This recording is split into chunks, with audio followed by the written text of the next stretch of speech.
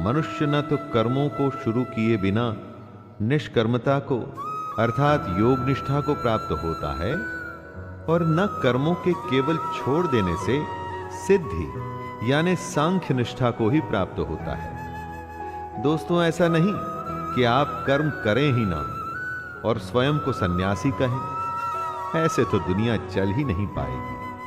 अपने कर्तव्य को छोड़ यदि आप सन्यासी बन जाते हैं और आप समझते हैं कि आपको मोक्ष मिल जाएगा, ना, तो वो संभव नहीं है। ऐसा नहीं हो सकता कि कर्मों को त्याग दें और खुद को कर्म योगी कहें।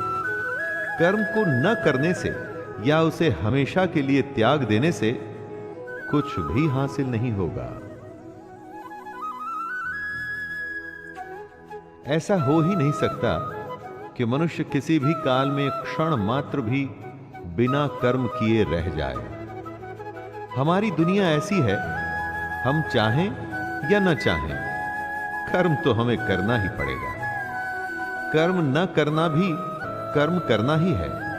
जिस तरह हम इस दुनिया में आए हैं, जिस तरह से प्रकृति ने हमें, नेचर ने हमें बनाया है, उसका गुण यही है कि हम हर समय कर्म करें। प्रकृति में कभी कुछ रुकता नहीं। सांसें चलती हैं, समय चलता है, जीवन का चक्का चलता ही रहता है। जब तक जीवन रहेगा तो कर्म भी रहेगा। इसीलिए यह आवश्यक है कि कर्म को समझा जाए और समझ के उसे किया जाए।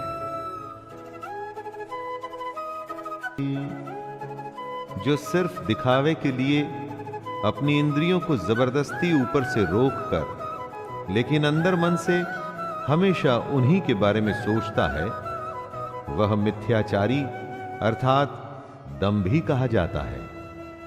मतलब झूठा और घमंडी।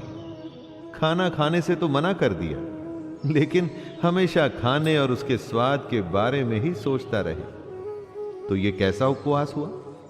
इसे व्रत नहीं माना जाएगा। कितने ही साधु सन्यासी आपको मिलेंगे जो कहते हैं कि उन्होंने दुनिया को त्याग दिया है, कर्म को त्याग दिया है, लेकिन अगर उनके मन में इस दुनिया के लिए अभी भी लालसा है, इच्छा है, तो कृष्ण उन्हें झूठा और पाखंडी बताते हैं।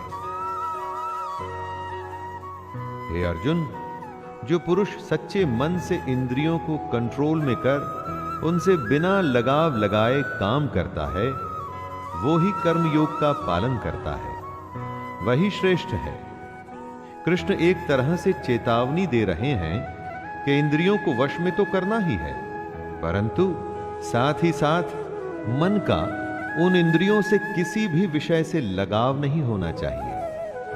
उसे ही कर्म योग माना जाएगा। जब इंद्रियां वश में होती हैं तो आप कुछ भी करने में संभव होते हैं।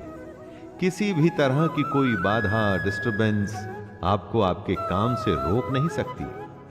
और अगर आप इंद्रियों के वश में हैं तो चाहे वो स्वादिष्ट खाने की महक ही क्यों ना हो, कोई रूपसी नारी ही क्यों ना हो, आसपास का शोर ही क्यों ना हो, छोटी या बड़ी हर बाधा आपको आपका काम करने से रोकेगी।